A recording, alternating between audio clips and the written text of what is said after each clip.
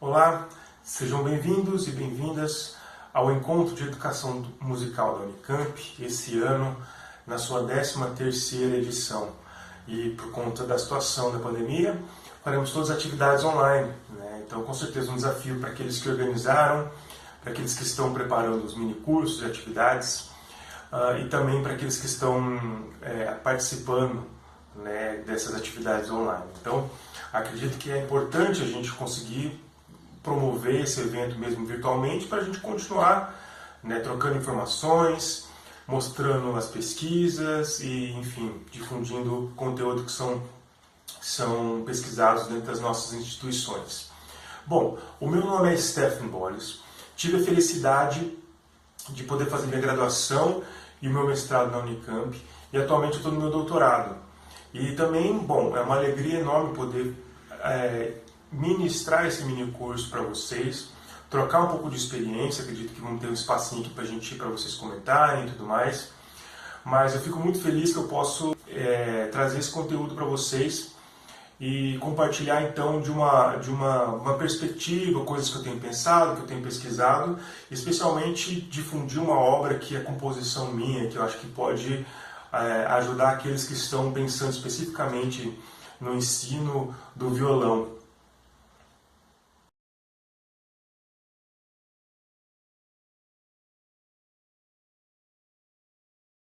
O nome desse mini curso é 5 miniaturas nordestinas para violão, uma proposta de prática coletiva, né? Então, o que são essas 5 miniaturas? Na verdade, são 5 pequenas obras que eu compus, né, a partir de uma vivência com a música nordestina, né, a partir da minha pesquisa de mestrado. E a proposta aqui é apresentar não só como eu compus essas obras, mas como a gente pode aplicar essas obras com os nossos alunos, numa perspectiva prática, desde uma aula que a gente considera individual, né, uma perspectiva prática coletiva, né, tanto a aula com professor e aluno, que eu considero uma aula coletiva também, né, penso nisso diante de uma perspectiva coletiva, desde tocar essas miniaturas com arranjos para, obviamente, duos, mas trios, quartetos, e depois também com orquestras de violão. A gente pode tentar aplicar essas músicas com várias formações, né? Eu compus essas obras a princípio pensando em duos, sempre o aluno e o professor, mas aí eu fiz os arranjos, né? Normalmente são efeitos percussivos, para poder fazer com trios e quartetos. E aí, obviamente, a gente pode ampliar e colocar para mais instrumentistas, mais alunos tocarem, né? Dobrar, inclusive, as vozes, né?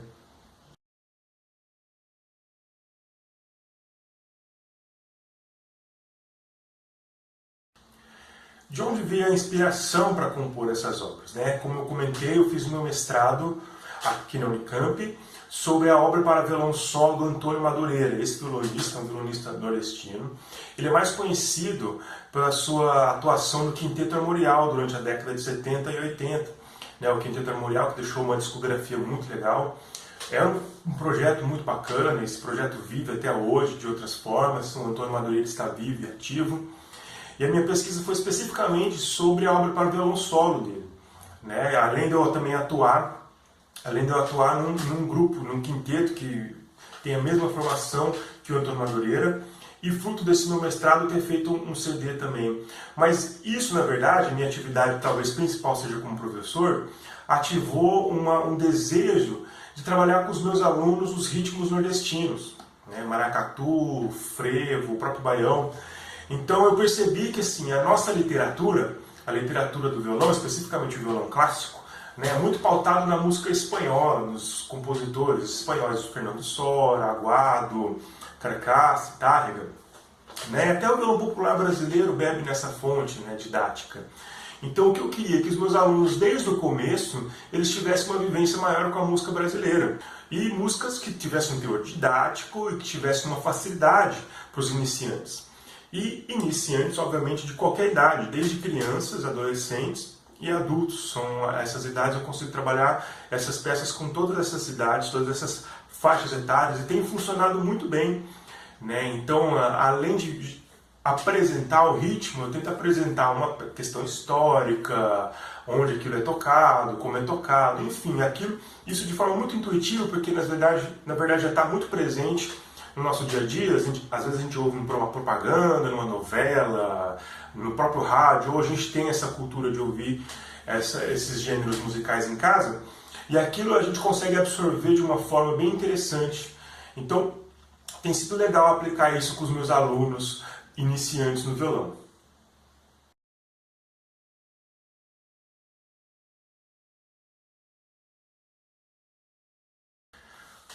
O mote desse nosso encontro é sobre o ensino coletivo, e a proposta também desse mini curso é dar uma perspectiva de ensino coletivo. Mas eu gostaria de refletir um pouquinho sobre essa ideia de uma perspectiva do ensino coletivo diante do ensino individual, assim como o ensino individual diante do ensino coletivo. Eu trabalhei bastante tempo com ensino coletivo, né? O violão é um instrumento muito presente em projetos sociais, é um instrumento de baixo custo, então a gente consegue ter resultado muito legal com o instrumento, fora que ele é um instrumento extremamente popular. Então, o que eu gosto de pensar, né, apesar de ultimamente eu estar trabalhando mais com alunos individuais do que em grupos, é de que a gente precisa ter essa perspectiva do ensino coletivo também no ensino individual, e essa perspectiva do ensino individual no coletivo, né? Então, quando a gente trabalha em duo com o aluno, já está trabalhando pulsação, já está trabalhando entradas, está trabalhando o olhar, nessa sintonia entre músicos que estão tocando juntos, né? Já está trabalhando vários aspectos que talvez tocando sozinho a gente não consiga desenvolver, né? Então o professor acompanhando a dinâmica, a gente consegue, quase como se fosse um maestro, né? Consegue conduzir o aluno para fazer um forte, um crescendo, os ralentanos com mais facilidade.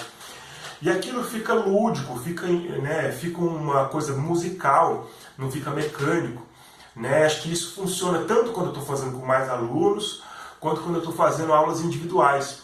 Então é nesse sentido que eu acho que existe uma perspectiva de um ensino coletivo na aula individual, né? Pianistas, por exemplo, tocam muito a quatro mãos, né? Tem outros instrumentos que só funcionam de forma coletiva, mas, né, diante de uma orquestra de violão, por exemplo, também é interessante pensar que de vez em quando você tem que dar uma atenção individual, e como que isso no fundo soma para fazer o resultado musical. Então essa obra, que nasce na verdade pensando sempre em duos, o professor e o aluno, ao meu ver já é uma perspectiva coletiva, também tem outro sentido de você expandir, né, com outros alunos, tocarem a mesma voz, por exemplo, né, dobrarem as vozes. Então, mais para frente, daqui a pouco eu vou falar um pouquinho sobre cada peça, né, da miniatura, mas eu queria trazer essa pequena reflexão para a gente pensar que também no ensino individual a gente pode trabalhar aspectos coletivos e vice-versa, claro.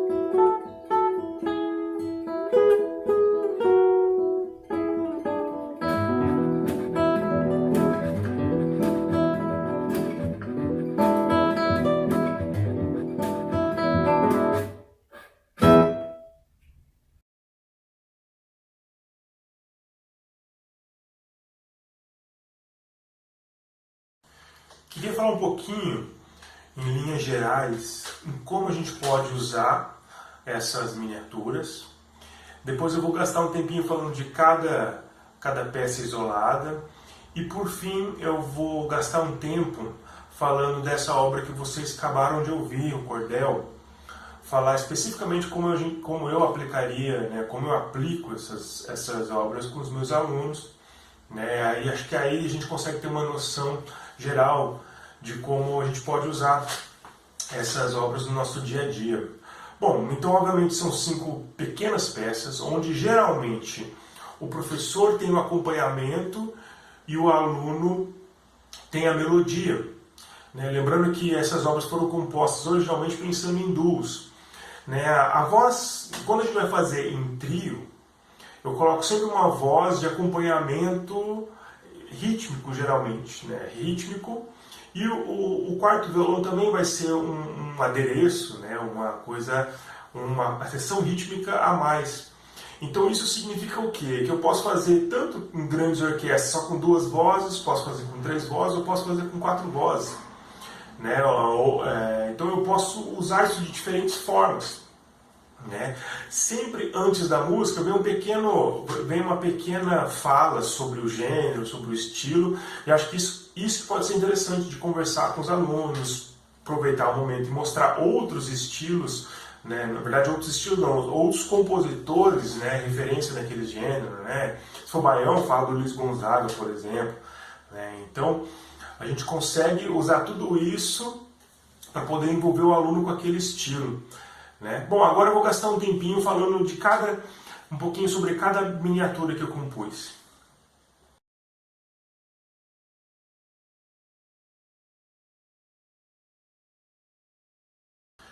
A primeira obra do ciclo chama-se Nação.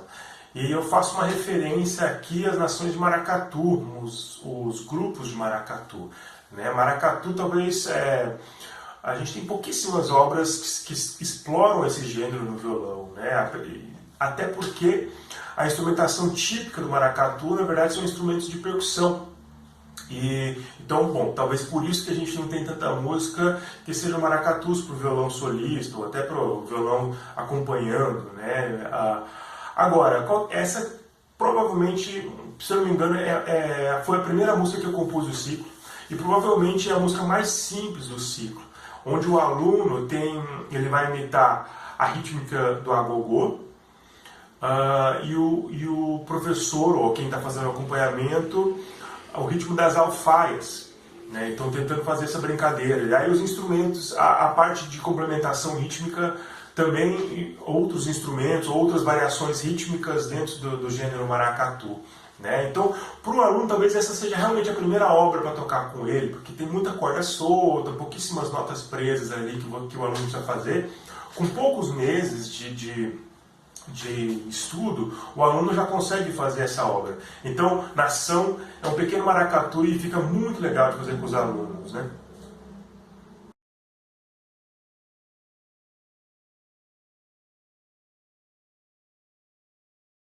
A segunda obra do ciclo chama-se Fervendo. E eu estou fazendo uma referência a ideia que dá origem ao nome do frevo, também é um ritmo bem típico de Pernambuco, remete a essa coisa do carnaval pernambucano, de Recife e tudo mais. Então também não é uma melodia muito difícil para os alunos tocarem. Ela fica basicamente na primeira e na segunda posição do instrumento. Aqui talvez precise um pouquinho mais de tempo de aula, mas eu tenho certeza que os alunos com um pouco de tempo e um pouco de prática conseguem fazer. O frevo também não, apesar de ter formações onde o violão está presente no frevo, a sua formação mais típica realmente é com o pessoal da metaleira, né? São os instrumentos de metais, uma coisa que é um ritmo frenético, rápido e muito carnavalesco e tudo mais. Então, assim, o violão também não é muito comum ter obras para violão solo, por exemplo, com frevo. É muito rápido. Então a parte rápida da música, ela está com o acompanhamento. Né? O professor, né, quem está fazendo o acompanhamento, realmente está fazendo essa parte meio frenética, e o aluno faz uma melodia bem legal, contornando a harmonia e tudo mais, e já dá essa sensação de que estamos fazendo uma música muito legal. E mais uma vez a parte coletiva sempre fazendo a parte rítmica. Né? Tudo que o violão 3 e 4 faz é para complementar ritmicamente, né? Isso tenta soar como um todo, como uma grande orquestra, onde a gente tem os instrumentos de percussão, né? Isso não significa que a gente não possa, quem de repente vai aplicar isso com seus alunos, não possa de repente mudar no meio do caminho, né? Um instrumentista que está fazendo, um aluno que está fazendo a melodia, de repente ele muda para percussão, ou vice-versa, né? Acho que cada um pode achar uma maneira legal de aplicar com seus alunos.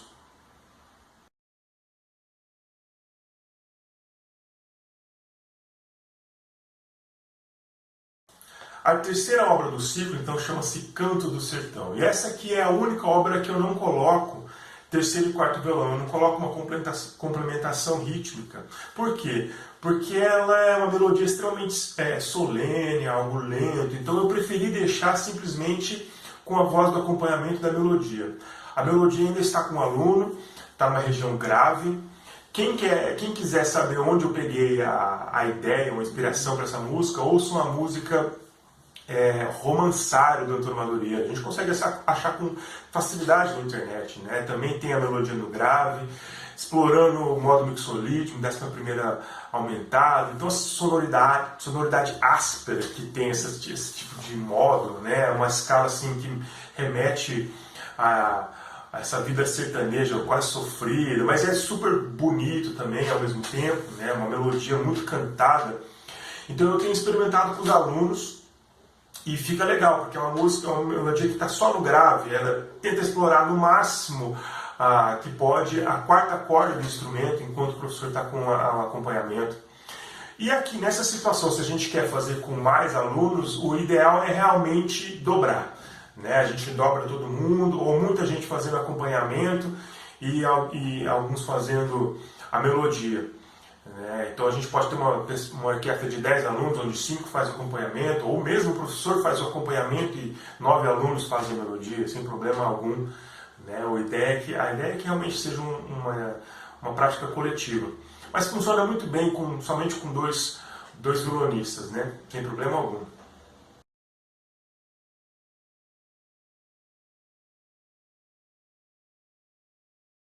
Então, a quarta obra do ciclo chama-se Zabumba. E aqui, obviamente, eu estou fazendo referência ao instrumento zabumba, mas especificamente ao gênero baião. Apesar de eu usar esse gênero em outras músicas aqui do ciclo, essa aqui é particularmente interessante, né? Por quê? Porque aqui o ritmo da zabumba ela vai estar presente no acompanhamento. E aqui é a única música que a gente inverte, onde o aluno faz o acompanhamento e o professor faz a melodia. A gente tem uma célula rítmica muito típica da zabumba, que é o tum tum tá tum tum tá. E a gente vai, né, uma célula complicada até, mas de forma intuitiva o aluno pega isso muito rápido. Principalmente se você falar de Asa Branca, se você falar de Luiz Gonzaga, né, essa sonoridade, muitos alunos já tocaram flauta, já tocaram essas músicas e já ouviram. Então isso acaba voltando de uma forma muito natural para os alunos, né, para a grande maioria deles, né. E para aqueles que não têm essa vivência, não tem problema algum, porque de forma intuitiva a gente consegue mostrar. Então esse ritmo da zabumba tem nota pontuada, tem ligador de prolongamento, teoricamente complexo, vem de forma natural. E aqui eu uso a escolatura, a sexta corda vai estar com a nota Ré, né? Eu simplesmente vou fazer, o aluno vai fazer com o polegar, né?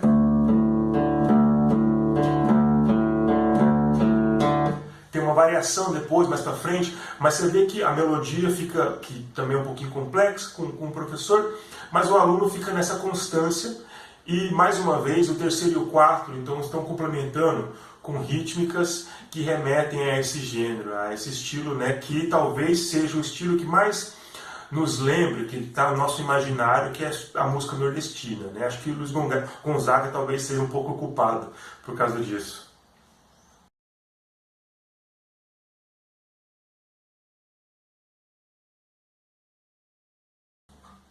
Bom, a última música do ciclo é o Cordel. É essa música que eu coloquei aqui para vocês, onde eu toquei as 4 vozes e tentei mostrar como elas podem soar, né? Como soa a música, como soa com as complementações rítmicas, né?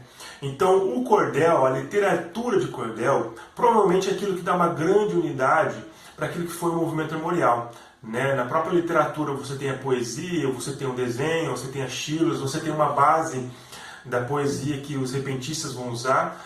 E todos os músicos, né, assim como o Ariano Suassuna, falavam que aquilo era uma base para se criar a arte armorial. E foi onde eu me inspiro um pouquinho também. Então eu queria tentar trazer isso também no ciclo para falar um pouquinho, né? Então tudo isso, né, essa ideia de você falar um pouquinho da cultura, é uma forma de a gente envolver os alunos com a cultura nordestina. Essa é a minha maior intenção. Além de tocar música, de ouvir, de ter essa vivência, é uma desculpa que eu tenho para eu poder falar, olha, sabia que existia literatura de cordel, eu posso levar, eu tenho algumas, ao professor que tiver, leva. Isso dá para falar da estilo, dá para falar das estruturas das poesias, dá para falar como dos repentistas, né? Dá para falar do próprio movimento armorial.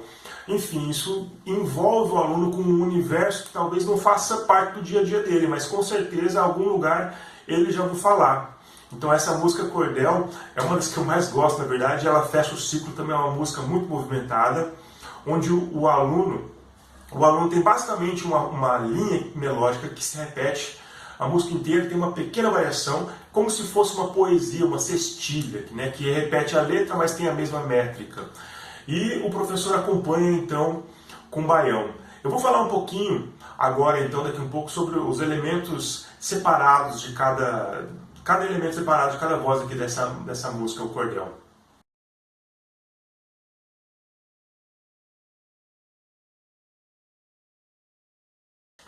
Bom, como eu comentei, a melodia. Então, a melodia dessa música remete à estrutura de uma cestilha, de uma poesia em cestilha, onde a métrica é a mesma, mas se muda a poesia. Então, obviamente, eu fico com a mesma métrica, fico com a mesma melodia sempre, né? Envolvendo notas presas e notas soltas, tudo basicamente na primeira corda do instrumento, né? Isso aqui viola caipira faz, né? Viola de repentista também, rabeca, remete a uma sonoridade bem nordestina, e eu estou usando um modo também nordestino, ela fica assim, ó.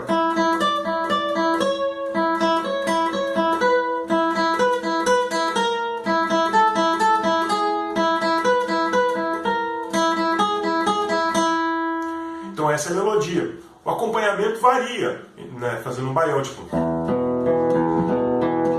Às vezes eu faço dessa forma, e variações.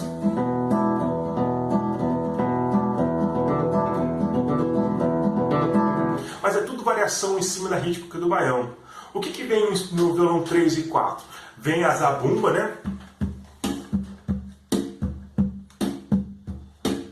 Um instrumentista, um aluno que tem um forte senso rítmico pode fazer isso. E depois tem a ideia de remeter, apesar de não ter o timbre, mas remete na figura rítmica ao triângulo, né?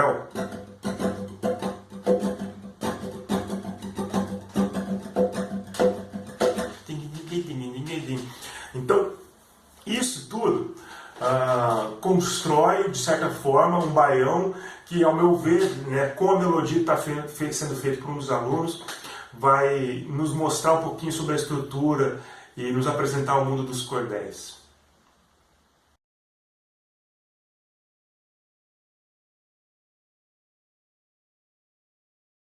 Bom, gostaria só de fechar com uma ideia de que tudo isso está escrito nas partituras, né? Eu vou disponibilizar todo esse material para vocês, né? Todas as partes em duo, as partes individuais, os trios, os quartetos, que vocês podem usar à vontade. Fiquem à vontade também para fazerem arranjos em cima disso, ou tiver que alterar alguma coisa. Enfim, a prática nos ensina que a gente tem que estar sempre adaptando, né? Para que os alunos consigam absorver esse material. E como eu estou falando, acho que o mais importante aqui são os alunos terem uma vivência desde os primeiros momentos com o instrumento, com o violão, com a cultura brasileira, com a música brasileira, né? Então, por que a gente está começando sempre os alunos com métodos espanhóis, métodos da música clássica, né? Pautado nesses métodos e compositores espanhóis? A gente pode criar um repertório iniciante, didático, com os nossos gêneros musicais. Uma coisa sobre a partitura interessante, que apesar de estar tudo escrito, eu particularmente gosto de trabalhar muita coisa intuitiva. Então fala, primeira corda quinta casa, né? Então, pegando ideias de alguns métodos para educação musical, né? A musicalização infantil, tentar valorizar mais a prática do que a teoria em si, mas sabendo que existe um conhecimento teórico que ele vai absorver a partir daquilo, né? Então, mesmo às vezes é difícil de ler e tudo mais, eu passo por cima disso no início, né? Só não sabe ler, eu prefiro que ele aprenda, né, a tocar, fala o dedo, fala acorde e tudo mais, e aos poucos ele vai absorvendo aquele conteúdo. Então acho que isso fica uma forma muito intuitiva, muito lúdica, e o resultado vem muito rápido, né, com esse tipo de prática.